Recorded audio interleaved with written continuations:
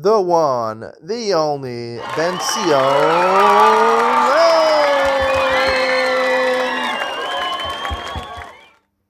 Morning and welcome to Yeshiva YouTube. Iyun to Lean On. Today we did Siman Reish Nun base 252 in our Chaim Hilchos Shabbos.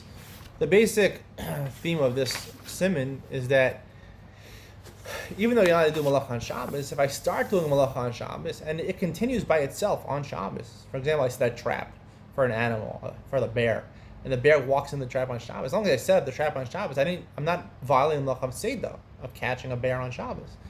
And similarly, if I want to irrigate my field, I can, set up the irrigation. It runs and irrigates the field on Shabbos. That's okay. It's not a problem because the process was started before Shabbos, and it finishes by itself. I'm not responsible for it. Now, the Nemukei Yosef is a very famous question. Masechus Baba Kama. The Gemara there on Daf Chav Gimel, I believe, is talking about a question.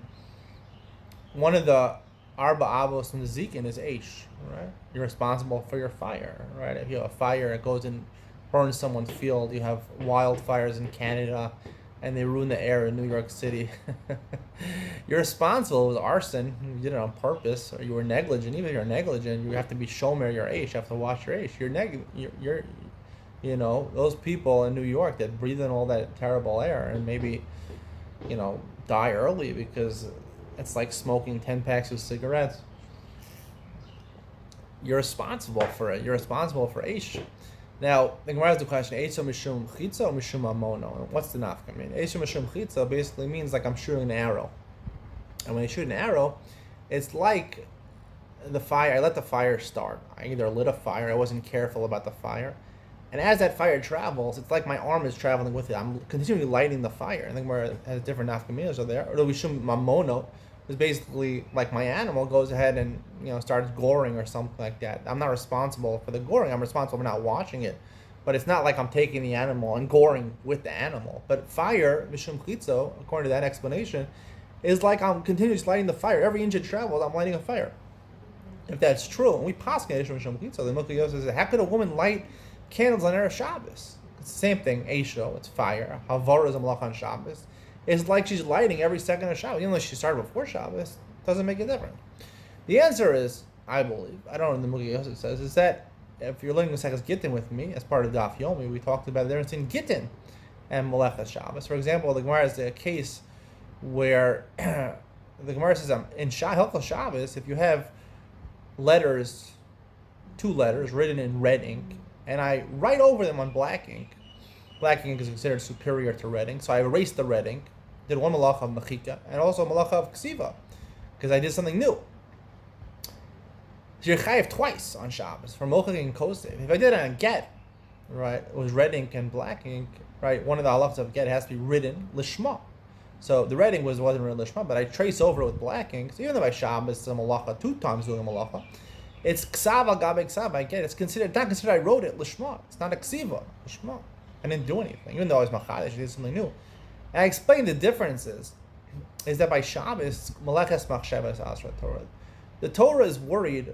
The whole idea of malach on Shabbos is that I'm exerting myself physically, and even more the physical exertion accompanied with that is the result. Is that my mind is going to be basically engulfed by the thoughts of this physical action and the results of it. By Shabbos, it's about the results. It's not about the action itself. It's about the results. And therefore, the Torah was very careful. The Torah wanted you to make sure that your mind should be free. You should have peace of mind on Shabbos, to relax, to rejuvenate, to enjoy Shabbos. And by engaging in things which are work on Shabbos, Alamatam Malachos, I am doing Malachas Machshavas Asra Torah, basically making my mind, the result is I made my mind not at peace, not serene. So I've troubled my mind. So that's a Malach on Shabbos. So therefore, when I go ahead and write on a different ink, so, it's a new ink, I've Machadesh something, so I'm thinking about that my red ink is not here. I'm contemplating that my new black ink is there. So the result is a result. However, by Gittin, the halacha is a ma'aseh ksiva. And I'm not doing a new action. I'm just retracing letters. There's no action over there. Similarly, over here, by Bava Kama, when I'm mazik somebody, the idea is it's the ma'aseh hezek, right? When I go ahead and punch somebody, or I go ahead and my fire, I set a fire and it goes ahead and starts destroying other people's crops. So Esha Mishum Chitza holds that I am doing a Maisa Hezek. I'm actively going ahead and knocking down his field, destroying his crops, burning his field. By Shabbos, that's not, Shabbos is only interested in the results. The Torah didn't want you to do malacha, not because of the action of malacha, because what it results is that my mind is troubled by, and it's taken over.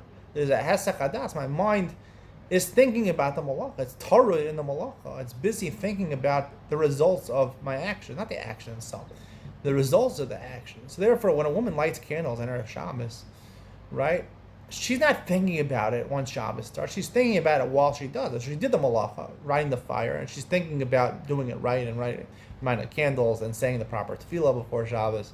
She's thinking about all these things. But once Shabbos starts, she's not thinking about it. So Shabbos is about the tirdan machshava. So if I set up a trap before Shabbos, or I set up irrigation system before Shabbos, I'm not thinking about it on Shabbos. I did all the malacha, the physical exertion that results in my mind being consumed with it before Shabbos. By Nezikin, that's the Gemara's machlokas, whether it's mishum mamono, it's just interested in the results. You're penalized for the result, or you're penalized like you're actually doing it right now. And the Gemara's conclusion, fire at least, I'm not saying the other mazikin, but fire is considered to be like I'm actually doing it right now. It's the ma'aseh hezek, not the result. And Shabbos is always about the result. The result was concluded before Shabbos. You're not thinking about it on Shabbos. Therefore, it's certainly not a problem to light candles before Shabbos and let it burn throughout Shabbos. I hope you enjoyed today's share. See you on the next one.